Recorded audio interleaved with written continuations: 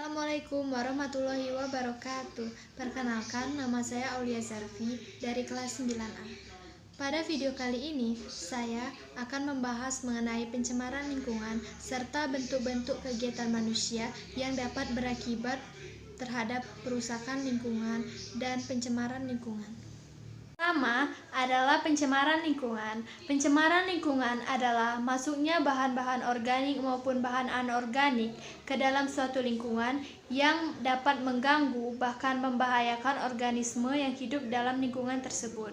Pencemaran lingkungan ini dapat terjadi secara alami maupun akibat dari perbuatan manusia yang merusak lingkungan. Pencemaran dibagi menjadi 4, yaitu pencemaran air, pencemaran udara, pencemaran tanah, dan pencemaran suara. Pencemaran air adalah masuknya bahan-bahan polutan ke dalam lingkungan air. Bahan polutan tersebut dapat bersumber dari limbah industri, limbah rumah tangga, maupun dari limbah pertanian.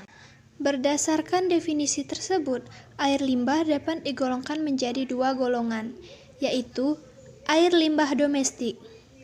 Air limbah domestik dihasilkan dari kegiatan manusia secara langsung, seperti kegiatan rumah tangga dan pasar. Yang kedua adalah air limbah non-domestik. Air limbah non-domestik dihasilkan oleh kegiatan manusia secara tidak langsung, seperti industri pertambangan, peternakan, pertanian, dan sebagainya. Limbah tersebut merupakan air buangan yang dihasilkan dari kegiatan-kegiatan manusia seperti kegiatan rumah tangga, kegiatan industri, kegiatan pertambangan, kegiatan peternakan, maupun kegiatan pertanian yang airnya atau limbahnya dibuang ke perairan dan dapat mencemari lingkungan air tersebut. Sudah barang tentu, pencemaran akan berakibat buruk bagi lingkungan sekitar. Begitu juga yang terjadi pada lingkungan air. Adapun dampak-dampak yang terjadi akibat pencemaran lingkungan air adalah yang pertama, timbulnya endapan, koloid, dan bahan terlarut lain. Yang kedua adalah kadar keasaman pH yang berubah. Ketiga adalah perubahan warna, rasa, dan bau air. Yang keempat adalah eutrofikasi.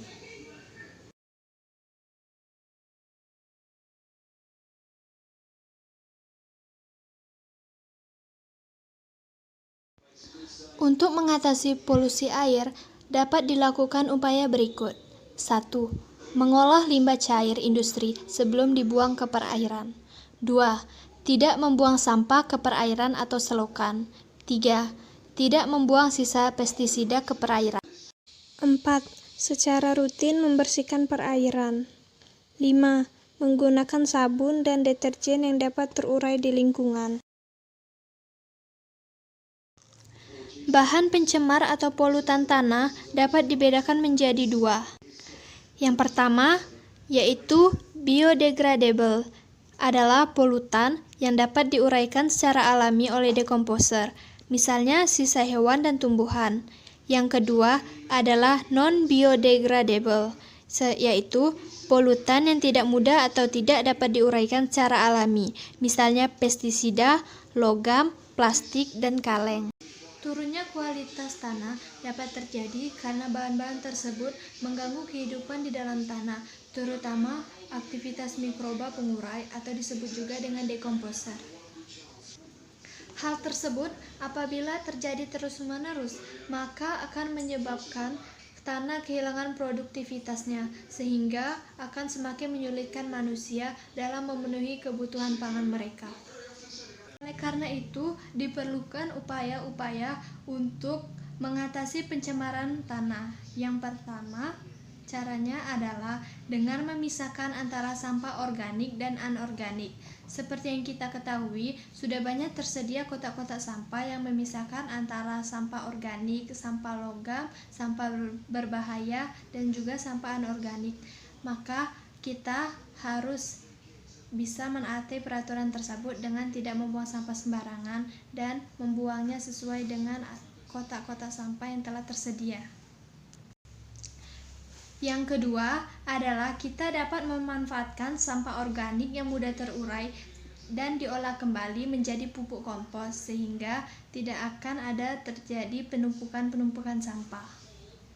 Yang ketiga, kita harus pintar dalam menggunakan kembali sampah-sampah yang tidak terurai atau susah terurai seperti kardus, plastik, botol, dan juga kain. Kita dapat memanfaatkan barang tersebut dengan diolah kembali menjadi barang kerajinan yang bernilai ekonomis. Keempat adalah mengurangi penggunaan pestisida buatan dan menggantinya dengan pestisida alami. Yang kelima adalah mengolah limbah industri sebelum dibuang ke lingkungan. Yang keenam adalah mengadakan penyuluhan tentang bagaimana cara pengolahan sampah yang baik dan benar kepada masyarakat. Selanjutnya adalah pencemaran udara. Pencemaran udara didefinisikan sebagai masuknya suatu makhluk hidup, zat, energi, ataupun komponen lain ke dalam udara, yang mana pada akhirnya dapat mengakibatkan menurunnya kualitas udara sampai ke titik tertentu. Hal tersebut membuat udara tidak dapat berfungsi sebagaimana dengan mestinya. Yang dapat dilakukan untuk mengatasi polusi udara tersebut. Yang pertama adalah dengan melakukan lokalisasi kawasan industri. Yang kedua adalah tidak membakar sampah di pekarangan rumah. Yang ketiga adalah dengan cara membuat taman kota dan jalur hijau.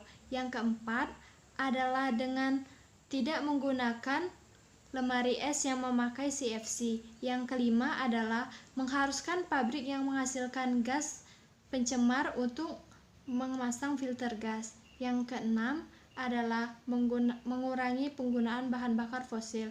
Yang ketujuh adalah dengan menggunakan bahan bakar alternatif yang ramah terhadap lingkungan. Yang kedelapan adalah mencegah penebangan dan kebakaran hutan.